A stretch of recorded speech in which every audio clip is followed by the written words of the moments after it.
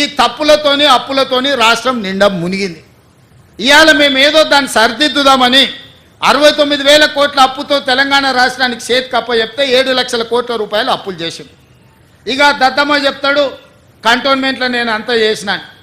ఎవరే నేను ఎంపీ గుండా 5 ఏళ్ళు కొట్లాడి నేను ముఖ్యమంత్రి అయినాక కంటోన్మెంట్ ప్రజల్ని మున్సిపాలిటీలో కలపాలని ఆర్డర్ పట్టుకొచ్చింది నేను. మీ తాత తెచ్చిండా? ఎలివేటెడ్ కారిడార్ ఆర్మీ ప్రాంతంలో రోడ్లు ఇబ్బంది జరిగి ఈ ప్రాంతం పెండింగ్ ఉంటే భూమికి భూమి బదలాయింపు కింద ఇచ్చి ఆర్మీతో నేను మాట్లాడి రాజ్నాథ్ సింగ్ నేను కలిసి ఎలివేటెడ్ కారిడార్లకు దాదాపుగా 194 ఎకరాల భూమిని బదలాయింపజేసి ఈ కంటోన్మెంట్ ఎదుర్కొంటున్న ట్రాఫిక్ సమస్యను శాశ్వతంగా పరిష్కరించడానికే ఎలివేట్ కారిడార్స్ కోసం మనం అనుమతి తీసుకొచ్చినాం. ఇవాళ ఇక్కడ చాలామంది రక్షణ శాఖకు సంబంధించిన భూములల్లా ఇండ్లు కట్టుకున్నారు పేదోళ్ళు. ఇవాళ వాళ్ళకు ఓటర్ లిస్టులో కంటోన్మెంట్ ఎలక్షన్ ఉంటే వాళ్ళకు ఓటర్లలో పేరు లేదు.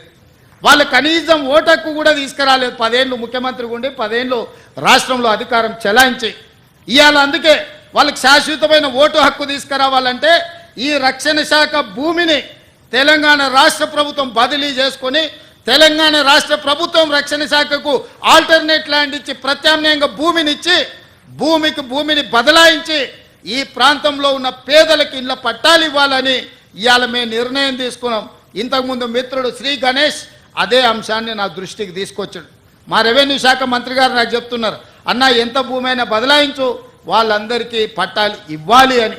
ఇవాళ ఇట్లాంటి మంచి కార్యక్రమాలు తీసుకొని మేము ముందుకు వస్తుంటే వాటి మీద సూచనలు చేయకుండా వాటి మీద మాట్లాడకుండా ఇవాళ ఏదేదో మాట్లాడుతున్నాడు. ఆయన మాటలకు మీకు అందరికీ అర్థమై ఉంటుంది. అధికారం కోల్పోవడంతో విచక్షణ కూడా కోల్పోయింది. ఏం మాట్లాడుతున్నాడో ఎందుకు మాట్లాడుతున్నాడో నాకైతే అర్థం కాలే. 10 ఏళ్ళు మీరు ఉన్నారు, 10 ఏళ్ళు ఏలినరు, నిరుద్యోగుల ఉసురు పోసుకున్నారు, మీ ఉద్యోగం వాళ్ళు ఊడగొట్టారు.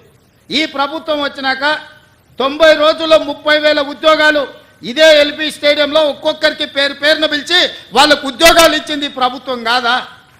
మరో 30-35,000 ఉద్యోగాలు ఈ డిసెంబర్ లోపల ఇవ్వాలని నిన్నగాక మొన్న 11,062 మంది టీచర్ ఉద్యోగాల ఫలితాలు ప్రకటించి రేపు 9 తారీఖు నాడు అదే ఎల్బీ స్టేడియంలో పేదలకు విద్య చెప్పే ఈరోజు టీచర్ల నియామకాలు ప్రభుత్వం చేపట్టబోతుంది.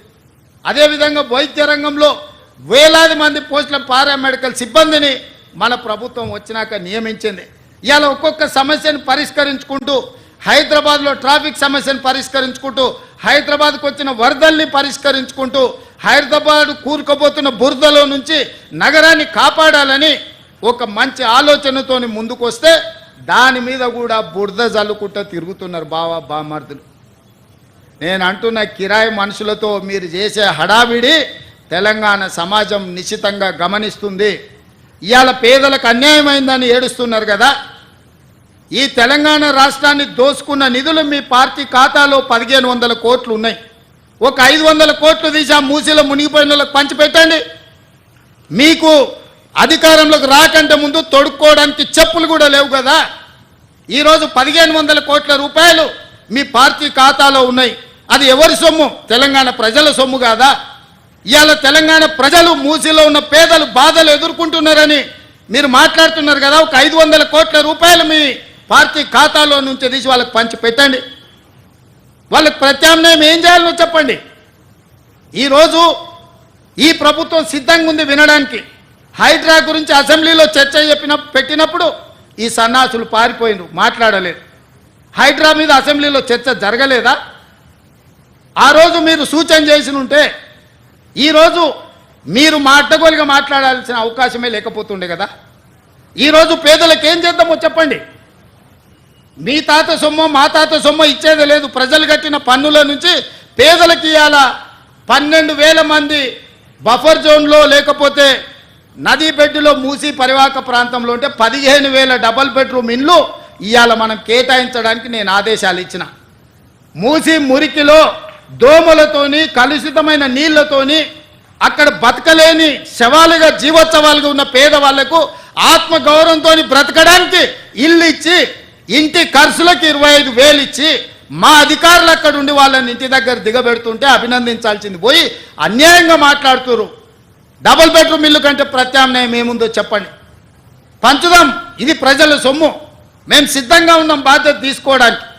ఇవాళ పేదల సంక్షేమం అమలు చేయడమే మా బాధ్యత. చేతనైతే రాండి,